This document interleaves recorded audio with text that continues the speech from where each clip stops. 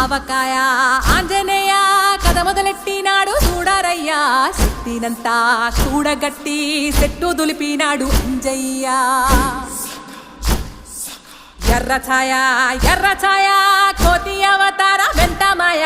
కత్తి సేత పట్టకుండా కాయ కోసినాడు కపిలయ్య